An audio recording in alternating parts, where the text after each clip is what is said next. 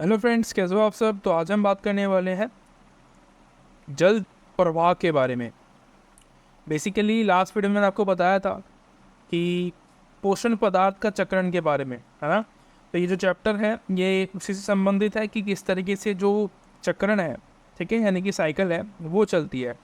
वहाँ पे हमने बात की थी पोषण पदार्थ का चक्रण करता है, लेकिन आज का जो टॉपिक है हमारा उसी से ही संबंधित है, जिसमें कि हमने जल प्रवाह के बारे में समझना है, ठीक है। और इसके बाद जो टॉपिक्स हैं वो और भी इम्पोर्टेंट होने वाले हैं, जहाँ पे हम जल चक्रण पढ़ेंगे और नाइट्रोजन चक्रण पढ़ेंगे, कार्बन चक्रण पढ़ेंगे। ये ज़्यादा इंपॉर्टेंट हो जाएंगे एग्ज़ाम के पॉइंट ऑफ व्यू से। ये है आज का समझने के लिए कि आगे वाली जो वीडियोज़ है वो आपको ईजिली समझ में आ जाए, इसलिए हम आज वाला जो वीडियो है, आज वाली जो लेक्चर है वो समझेंगे सही से। देखो, जल का जो प्रवाह है हमें पता है कि किन तरीक़ों से होता है। एक होता है द्रव्य तरीके से, ठोस और गैसीय अवस्था में। बेसिकली द्रव्य में क्या होता है, लिक्विड फॉर्म में आपको जो वाटर है वो दिखाई देता है, यानी कि जैसे कि सागर है, महासागर में आपको वो जो पानी दिखाई देता है उसको हम देखते हैं, ठीक है। नदियों में है, तालाब में, झीलों में, भूमिगत जल यानी कि जो धरती के अंदर जो पानी है उसको वो सारे इसी के अंदर आते हैं, ठीक है, द्रव्य के अंदर। एक होता है ठोस फॉर्म में, यानी कि बर्फ़ में, है ना, यानी कि जो ग्लेशियर्स है वो आपके इसके अंदर आते हैं। एक होता है गैसीय अवस्था में, यानी कि जो वाष्प के द्वारा आपकी इन्वायरमेंट की चारों तरफ आपको दिखता है, ठीक है। वो आपको फील नहीं होता है, वो अलग चीज़ है, लेकिन हमारे आसपास में वाटर जो है कुछ ना कुछ कंटेंट में आपको देखने को मिलता है, ठीक है। इसमें क्या है, आपको ये साइकिल दिखाई देगी कि भाई सभी जल जो है वाष्प होता है, जितना भी जल होता है, ठीक है। जल जहाँ भी होता है ठोस फॉर्म में है, वाष्प फॉर्म में है, नदियों में है, सागर, महासागर, झीलों में है, भूमिगत जल के रूप में आपको पानी दिखता है, वो सभी वाष्पीकरण होता है, ठीक है। इन सभी वस्तु और जीवों में जिनमें जल है उन सभी में वाष्पीकरण आपको देखने को मिलता है, ठीक है। जीव जंतु वनस्पति सब के अंदर, हमारे अंदर भी वाष्पीकरण होता है, पेड़ों के अंदर से भी होता है, ठीक है। जितने भी बर्ड्स हैं, एनिमल्स हैं, उन सभी में वाष्पीकरण आपको मिलता है देखने के लिए कि भाई उनमें से भी होता है, ठीक है। ऐसा नहीं है कि सिर्फ पानी है इसी में होता है, हम भी पानी पीते हैं, हमारे अंदर से भी होता है, ठीक है। वह वायुमंडल में जाएगा, ठीक है, और क्या करेगा, नमी बनाएगा, यानी कि ह्यूमिडिटी क्रिएट करता है। नमी का संचलन होता है, यानी कि जो नमी है वो सभी क्या होती है, बूंद के रूप में इकट्ठी होती है एक जगह पे। जितनी भी नमी होगी, जितना भी वाष्पीकरण के रूप में पानी आपको देखने को मिलेगा, वो वाष्प हो जाएगा, वो फिर क्या करेगा, मिलके बूंद बनाएगा, ठीक है। जिससे कि आपको देखता हो अब बारिश होती है ना।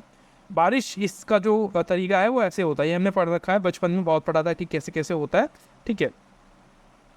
अब क्या है, ये सारा जल अपने मूल स्रोत में वापस जाएगा, है ना। अब क्या होता है, वापस बूंदें गिरेंगी, पानी वर्षा होगी, तो क्या होगा, जब भी जितना भी पानी अभी वाष्पीकरण हुआ है वो वर्षा के द्वारा फिर दोबारा से धरती पे आएगा और फिर अपनी जगह पे वापस चला जाएगा।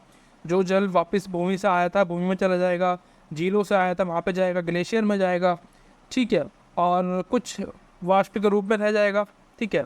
और फिर ये जो है, जो क्रिया है ये वापस चलती रहेगी। अब ये तो हमें पता है, ये तो होता है, नेचुरल चीज़ें हैं, लेकिन दिक्कत कहाँ है कि भाई ये जो रिचार्ज की जो दर है ना, हमने इसमें अवरोध पैदा किया है। रिचार्ज मतलब जो ये वाष्पीकरण हो रहा था, आपको पता है जो पानी आता है बारिश के रूप में, वो सभी वाटर जितना भी है वो नालियों में बह जाता है, ठीक है। उसका कोई यूज़ नहीं हो पाया ना, वो वेस्ट हो गया एक तरीके से, वो नालियों में चला जाएगा, कीचड़ में जो है हो जाएगा, उसमें गंदी गंदी जो चीज़ें हैं वो उसमें ऐड हो जाएंगी, वो पानी वेस्ट हो गया, ख़राब हो गया, हमने उसका यूज़ नहीं किया। जो हमें करना चाहिए था कि हमें उस पानी को धरती के अंदर जाना चाहिए था, उस पानी को, वो नहीं गया। क्यों? क्योंकि शहरीकरण हो गया है ना।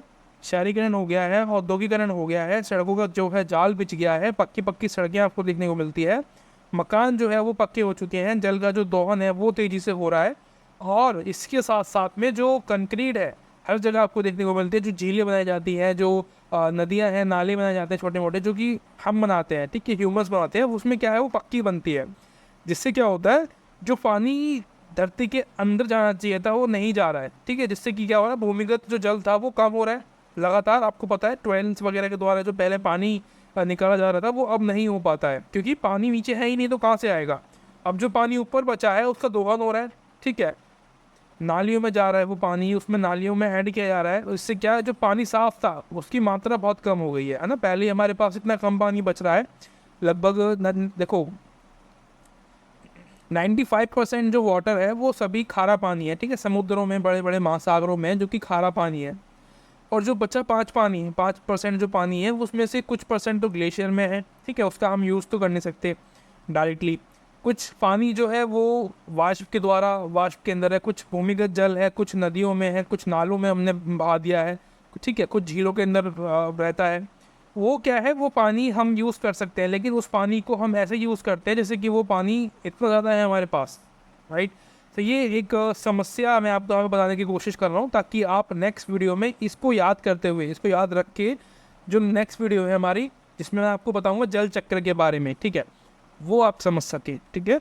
तो इसी के बाद सेकंड वीडियो आपको मिल जाएगी, ठीक है। लेक्चर मैंने लिख रखे हैं ऊपर, कौन से नंबर का है, तो नंबर देख के आप उनको देखो, ठीक है। सभी वैसे तो आपको, अगर आप लिस्ट खोलोगे, प्ले लिस्ट जो है उसमें सारे 1 बाय 1 आपको देखने को मिलेंगे, ठीक है। कोई भी नहीं है, ऐसा नहीं है कि आगे पीछे होगा, सभी बराबर लाइन में लगे हुए हैं और सब पे लेक्चर के ऊपर नंबर लिखे हुए हैं, ठीक है, 1 2 3 4। तो उसके आधार पर आप उसको, आपको वीडियो देखनी है, सारी सारी जितनी भी मैंने आपको अपलोड कर रखी है वो सभी आपको वॉच करनी है, ठीक है। आशा करता हूँ ये वीडियो आपको अच्छी लगी होगी। मिलते हैं अगली वीडियो में, तब तक के लिए thank you so much, bye bye.